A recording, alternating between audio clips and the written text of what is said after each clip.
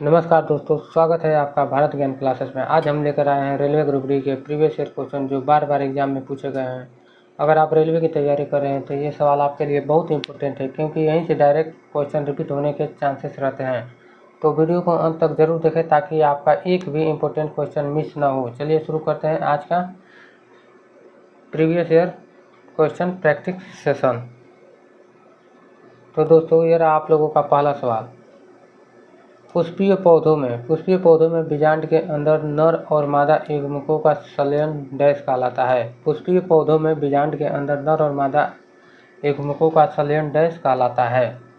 तो नर और मादा युग्मकों का संलयन निषेचन कहलाता है। ऑप्शन सी इसका सही आंसर होगा, निषेचन। ऑप्शन सी सही होगा, निषेचन।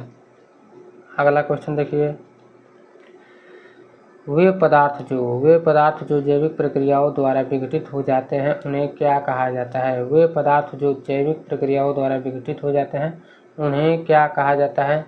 तो उन्हें जैव निम्नकरणीय कहा जाता है। जो जैविक प्रक्रियाओं द्वारा विघटित होते हैं उन्हें जैव निम्नीकरणीय कहा जाता है। ऑप्शन बी सही होगा इसका, ऑप्शन बी। अगला देखिए। हाइड्रोजन परमाणु की अनुमानित त्रिज्या डैश होती है।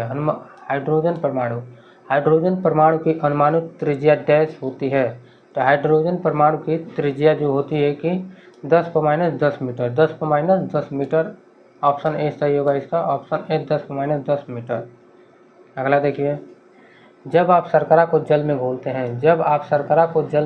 हैं तो क्या होता है?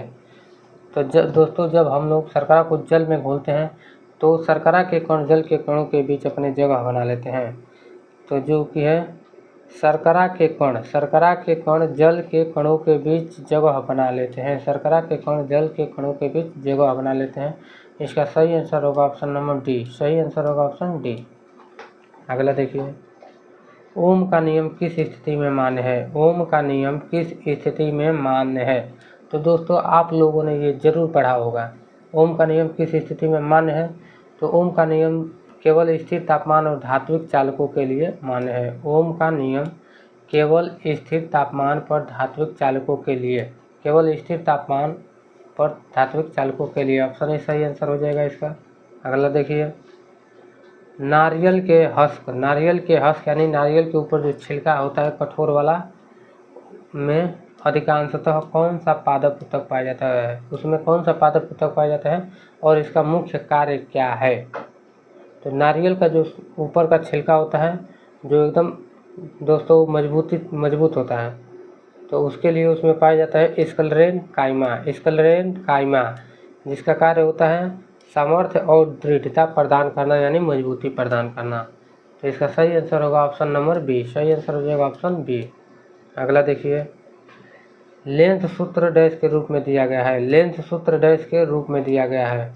ये दोस्तों क्वेश्चन बार बार एग्जाम में रिपीट होता रहता है और ये बहुत ही आसान क्वेश्चन है आप लोगों के लिए। तो इसका आंसर हो जाएगा ऑप्शन बी। सही आंसर होगा इसका ऑप्शन बी। लेंस का सूत्र हो जाएगा 1/f बराबर 1/v माइनस 1/u। यहीं पर जो दर्पण का सूत्र आपसे पूछता है, यहीं पर आप लोगों का दर्पण का सूत्र पूछता है दोस्तों, तो दर्पण के लिए हो जाएगा 1/f बराबर 1/v प्लस 1/u हो जाएगा। ठीक। अगला देखिए। 3 kg द्रव्यमान की एक गेंद को 6 मीटर ऊंचाई तक उठाया जाता है। इसकी स्थितिज ऊर्जा डैश है। जी का मान दिया हम लोगों को 10। तो स्थितिज ऊर्जा का मान निकालने के लिए हो जाएगा आपका एक फार्मूला होता है स्थितिज ऊर्जा यानी पोटेंशियल एनर्जी P बराबर होता है mgh। तो यम का मान आपको दिया है 3 kg। यम का मान दिया है 3 kg, तो यहाँ पर हो जाएगा 3 kg। 3 गुणे जी का मान दिया है आपका 10, यहाँ पर 10 रख दीजिए। यच का मान दिया है आपको 6 मीटर, तो 6 रख दीजिए। तीनों का गुणा कर दीजिए आपस में, तो हो जाएगा 36×18 यानी 180 जूल। ऑप्शन डी सही आंसर हो जाएगा इसका, ऑप्शन डी। अगला देखिए। पुष्पीय पौधों में बीजों के निर्माण और परिपक्वता के ठीक बाद क्या होता है? पुष्पीय पौधों में बीजों के निर्माण और परिपक्वता के ठीक बाद क्या होता है? पुष्पीय पौधों में बीजों के निर्माण और परिपक्वता के ठीक बाद क्या होता है? तो इसके बाद होता है दोस्तों बीज परिक्षेपण। ऑप्शन ए सही होगा इसका, ऑप्शन ए बीज परिक्षेपण। अगला देखिए, प्लाज्मा झिल्ली डैश से बनी होती है? तो प्लाज्मा झिल्ली लिपिड और प्रोटीन से बनी होती है। प्लाज्मा झिल्ली लिपिड और प्रोटीन से बनी होती है। तो प्लाज्मा झिल्ली हो जाएगा लिपिड और प्रोटीन से बनी होती है। ऑप्शन बी सही आंसर हो जाएगा इसका, ऑप्शन बी प्लाज्मा झिल्ली लिपिड और प्रोटीन से बनी होती है। अगला देखिए,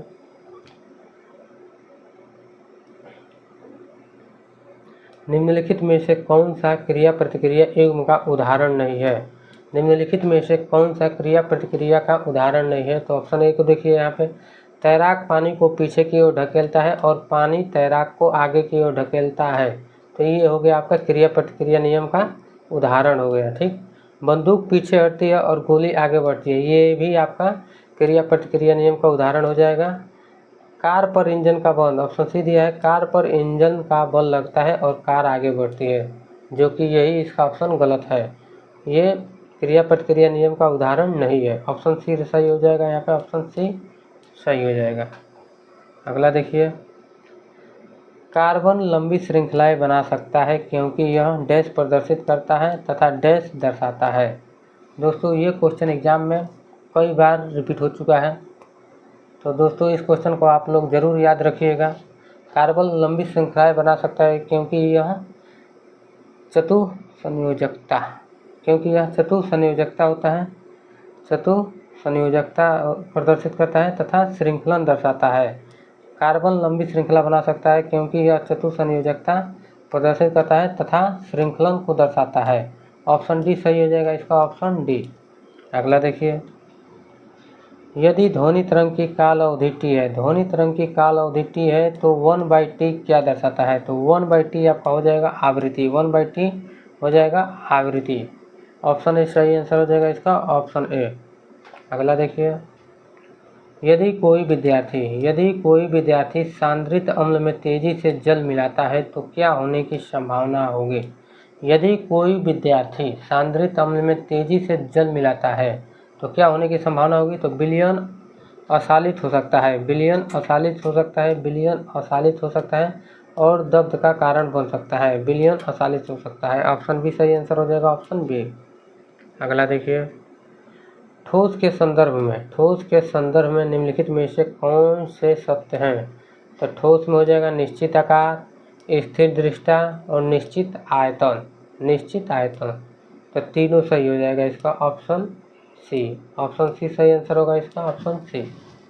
अगला देखिए, डैश मानव शरीर की सबसे लंबी कोशिका है। ये दोस्तों क्वेश्चन बार बार पूछा जाता है और ये एक फैक्ट की तरह है। मानव शरीर की सबसे लंबी कोशिका है तो न्यूरॉन। मानव शरीर की सबसे लंबी कोशिका हो जाएगा न्यूरॉन। ऑप्शन बी सही आंसर होगा इसका, ऑप्शन बी।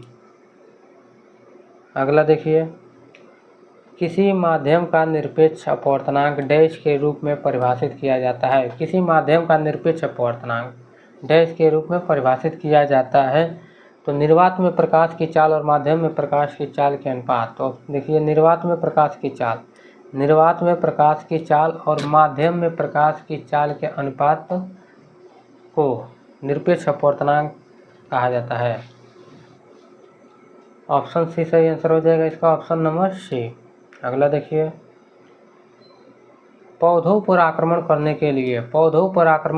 के लिए कीट पीड़कों द्वारा उपयोग नहीं किए जाने वाले तरीकों की पहचान कीजिए। दोस्तों इस क्वेश्चन का आंसर आप लोग अपने प्रेजेंट ऑफ माइंड से दे सकते हैं। देखिए ऑप्शन ए दिया, इसमें मूल, तना और पत्ती के आकार को काट करते हैं, ऐसे तो कीट करते हैं, ठीक है, और कोशिका रस चूसकर ये भी करते हैं दोस्तों, और तने और फलों में छिद्र करके ये भी दिखाई देता है साफ साफ, लेकिन तने पर विसर्पण करके, यही ऑप्शन इसका सही हो जाएगा। ऑप्शन बी सही होगा इसमें, ऑप्शन बी। अगला देखिए, अयस्कों से अपद्रव्यों को हटाने के लिए कौन सी प्रक्रिया जानी जाती है? अयस्कों से अपद्रव्यों को हटाने के लिए कौन सी प्रक्रिया जानी जाती है?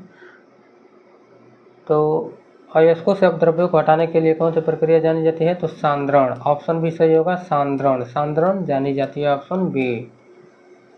अगला देखिए, किसी संतुलित रासायनिक समीकरण में प्रत्येक तत्व के परमाणु की कुल संख्या डैश होती है?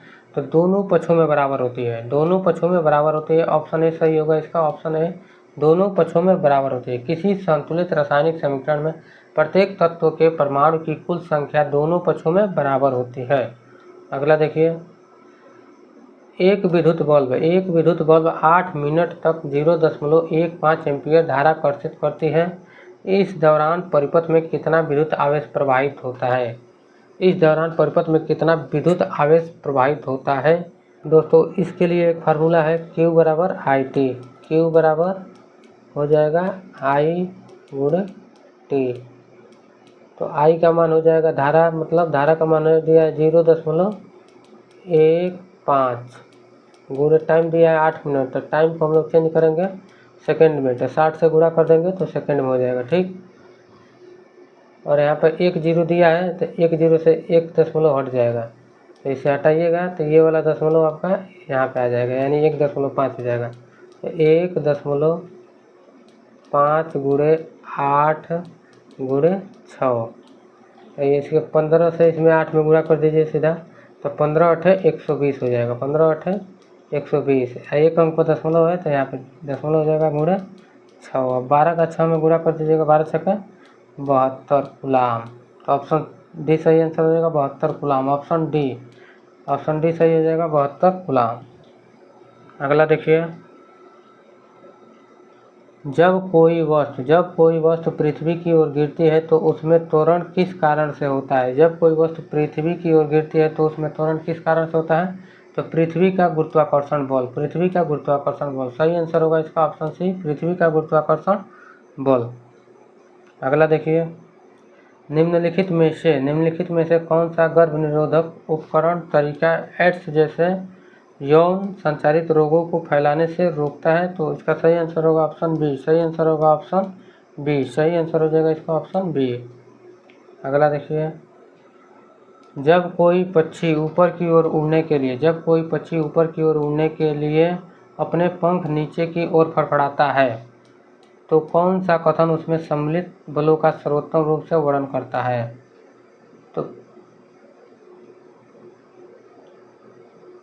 पंखों का वायु पर नीचे की ओर ढकेलना क्रिया है और पंखों पर वायु द्वारा उत्पन्न उत्पादन प्रतिक्रिया है। तो ऑप्शन बी सही आंसर हो जाएगा इसका, ऑप्शन बी। अगला देखिए, कैल्शियम हाइड्रोक्साइड